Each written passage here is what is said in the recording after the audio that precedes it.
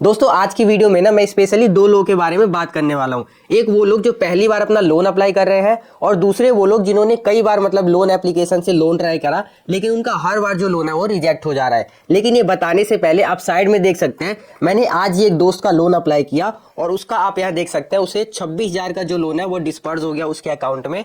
यहाँ पे आप देख सकते हैं जो प्रिंसिपल अमाउंट है वो 26,000 है, इंटरेस्ट रेट उस पर जो लगा है वो 3,440 रुपये है और जो उसके अकाउंट में पैसा डिसबर्स हुआ है वो 24,585 रुपये है।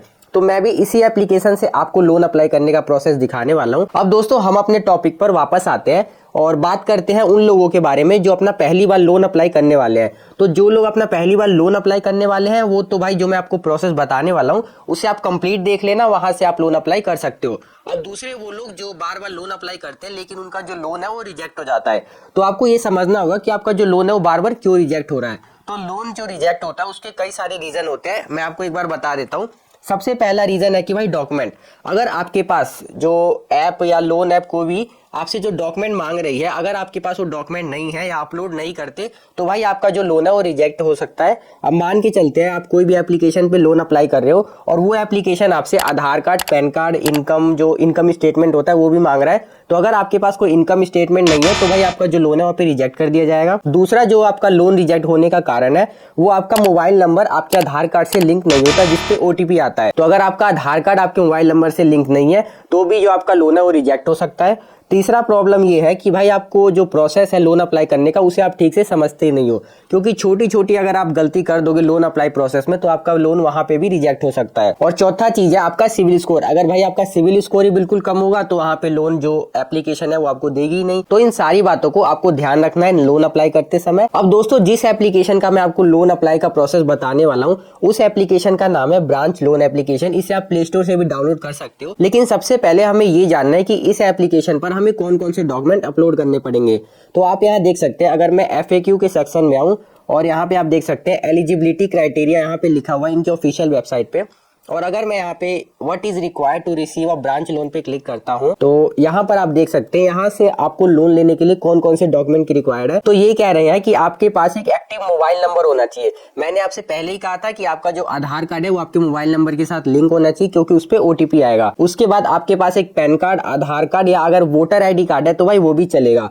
उसके बाद आपका एक बैंक अकाउंट नंबर होना चाहिए जिसमें आपका पैसा ट्रांसफर होने वाला है। तो बस अब ज्यादा डॉक्यूमेंट की यहाँ पे रिक्वायर्ड नहीं है, कोई इनकम प्रूफ आपको कोई सैलरी स्लिप देने की जरूरत नहीं है, बस आपका आधार कार्ड, पैन कार्ड और ये बैंक डिटेल का नंबर चाहिए, इसी से आपका जो लोन है वो अप्लाई हो जाएगा। तो ये तो मैंने आपको बता दिया कि कौन कौन से डॉक्यूमेंट लगने वाले हैं। अब चलिए एक बार हम इस एप्लीकेशन से जो लोन अप्लाई का प्रोसेस है वो देख लेते हैं। तो दोस्तों सबसे पहले आपको अपने फोन में ब्रांच एप्लीकेशन डाउनलोड करना होगा।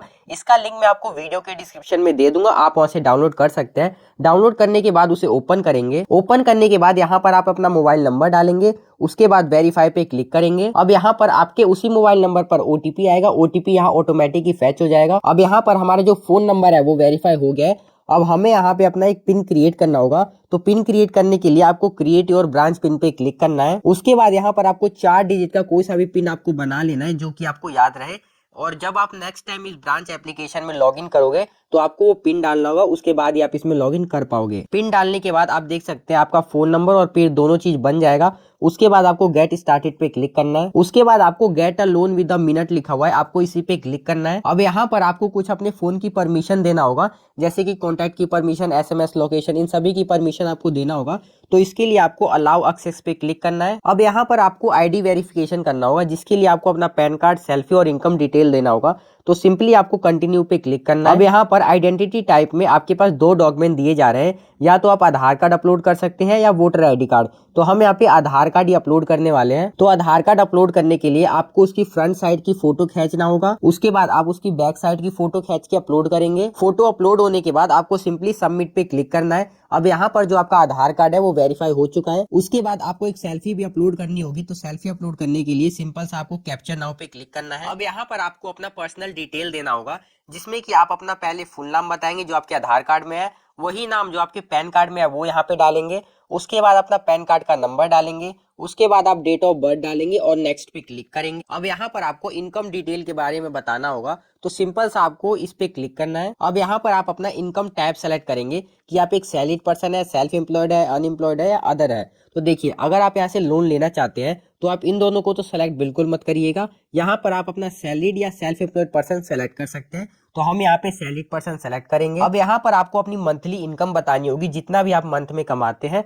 तो हम यहाँ पे 10,000 से लेकर 20,000 तक सेलेक्ट करेंगे। अब ये दोनों चीजें फिल करने के बाद आपको सिंपल कंटिन्यू पे क्लिक करना है। अब यहाँ पर आपको अपना बैंक नेम और अकाउंट नंबर डालना होगा, जिस बैंक में आप पैसा लेना चाहते हैं। तो सिंपल सा यहाँ पे आप अपना बैंक नेम डालेंगे, यहाँ पे अकाउंट नंबर डालेंगे। उसके बाद आपको नेक्स्ट पे क्लिक करना है। ब्रांच एप्लीकेशन आपके डॉक्यूमेंट और आपकी एलिजिबिलिटी को देखते हुए आपको एक लोन का ऑफर शो करेगा। अब थोड़ी देर यहाँ पे वेट करने के बाद हमारे सामने 26,000 का लोन का अप्रूवल मिल गया है। यानी कि मैं यहाँ से मैक्सिमम तो 26,000 रुपए ले सकता हूँ और मिनिमम मैं यहाँ से 500 रुपए भी ले सकता हूँ। अब आपकी एलिजिबिलिटी के हिसाब से आपका जो लोन अमाउंट है वो डिफरेंट हो सकता है। तो यहाँ पर हम 26,000 जो सबसे ज्यादा अमाउंट है वही लोन अप्लाई करेंगे। तो आप यहाँ देख सकते हैं प्रिंसिपल अमाउंट में हमने 26,000 सेलेक्ट कर लिया। उसके बाद हम लोन का टेन्योर सेलेक्ट करेंगे कि हम लोन कितने टाइम के लिए लेना चाहते हैं। तो यहाँ पे आप देख सकते हैं आपके सामने 120 दिन और 180 दिन का ऑप्शन आ रहा है। तो हम यहाँ पे 120 दिन वाला सेलेक्ट करेंगे। तो यहाँ पे आप देख सकते हैं अगर हम 120 दिन वाला सेलेक्ट करते हैं तो जो हमारा प्रोसेसिंग फीस और जीएसटी होगा वो 1,415 रुपए होगा। जो हमारे अकाउंट में अमाउंट डिसबर्स होगा वो 24,585 रुपए डिसबर्स होगा। और जो हमारा इंटरेस्ट रेट है वो 3,440 रुपए रहने वाला है। और टोटल ड्यू जो हमें वापस करना है वो 29,440 रुपए करना होगा। तो आप ये अपने हिसाब से सारी डिटेल देखेंगे, उसके बाद कंटिन्यू पे क्लिक करना है। अब यहाँ पर आपके सामने लोन एग्रीमेंट आएगा, जिसमें कि आपके लोन के बारे में सारी जानकारी होगी, आपका नाम, date of birth, Aadhaar card, सारी चीजें। तो आप इसे ध्यान से देखेंगे। उसके बाद इस बॉक्स में टिक करके आपको एक्सेप्ट एंड कंटिन्यू पे क्लिक करना है। तो फाइनली आप देख सकते हैं जो हमारा 26,000 का अमाउंट है वो हमारा प्रोसेस में चला गया है। अब थोड़ी देर में आप यहाँ देख सकते हैं इन्होंने लिखा हुआ है 12 घंटे, लेकिन 5 से 10 मिनट के अंदर ही जो पैसा है वो हमारे बैंक अकाउंट के अंदर ट्रांसफर हो जाएगा। आप यहाँ देख सकते हैं जो हमें टोटल अमाउंट पे करना है वो 29,440 रुपए है। अब थोड़ी देर वेट करने के बाद आप यहाँ देख सकते हैं मैसेज में भी हमारे अकाउंट में 24,585 रुपए ट्रांसफर हो गए हैं। मैं आपको एक बार मैसेज भी दिखा देता हूँ। यहाँ पे आप देख सकते हैं हमारे आईडीबीआई अकाउंट में 24,585 रुपए ट्रांसफर हो गए हैं। तो दोस्तों ये था कंप्लीट प्रोसेस ब्रांच एप्लीकेशन से पर्सनल लोन अप्लाई करने का। अब अगर आपको लोन अप्लाई करते समय कोई भी दिक्कत या परेशानी आ रही हो तो भाई आप कमेंट सेक्शन में पूछ सकते हैं, हम उसका जरूर रिप्लाई देंगे। तो मेक श्योर आपको वीडियो पसंद है। अगर वीडियो पसंद आई तो भाई चैनल को सब्सक्राइब करके वीडियो को लाइक कर देना। हम मिलते हैं किसी और वीडियो में।